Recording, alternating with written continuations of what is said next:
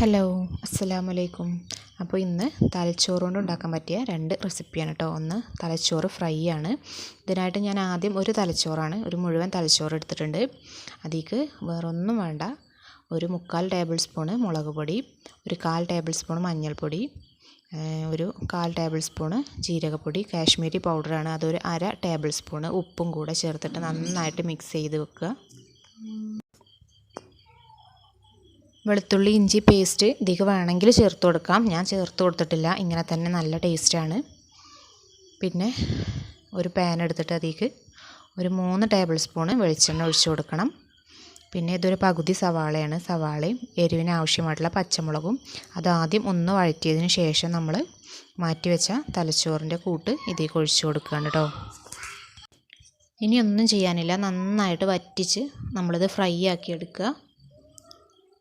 അതിനോടൊപ്പം തന്നെ ആ വെള്ളം വറ്റുന്നതിനൊപ്പം തന്നെ അത് നന്നായിട്ട് വേവുകയും ചെയ്യും.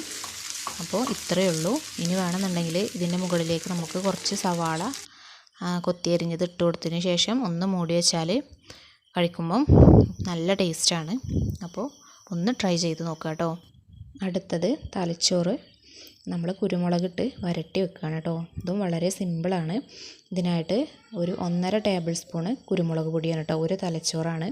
ഇതിലേക്ക് ഒരു 1.5 ടേബിൾ സ്പൂൺ കുരുമുളക് പൊടി, അതുപോലെ തന്നെ ഒരു 1/4 ടേബിൾ സ്പൂൺ മഞ്ഞൾപ്പൊടി, ഒരു 3/4 ടീസ്പൂൺ ജീരകപ്പൊടി, ഒരു 3/4 ടീസ്പൂണ് മല്ലിപ്പൊടി, വെളുത്തുള്ളി ഇഞ്ചി പേസ്റ്റും ഒരു 3/4 ടീസ്പൂൺ മതിയാവും കേട്ടോ. ഇതും ഒരു സവാളയുടെ പകുതിയാണ്.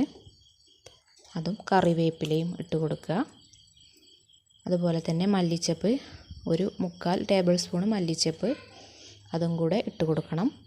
വെളിച്ചെണ്ണ ഒഴിച്ച് കൊടുക്കുക. വെളിച്ചെണ്ണ ഒരു 1.5 ടേബിൾ സ്പൂണോളം വെളിച്ചെണ്ണ ഒഴിച്ച് കൊടുത്തതിന് ശേഷം നന്നായിട്ട് വേവിച്ചെടുക്കുക. ഇതും നന്നായിട്ടൊന്ന് വറ്റിച്ചെടുത്താൽ നല്ല ടേസ്റ്റ് തന്നെയാണ്. അപ്പോൾ രണ്ടും വളരെ സിമ്പിളായിട്ടുള്ള റെസിപ്പിയാണ് കേട്ടോ.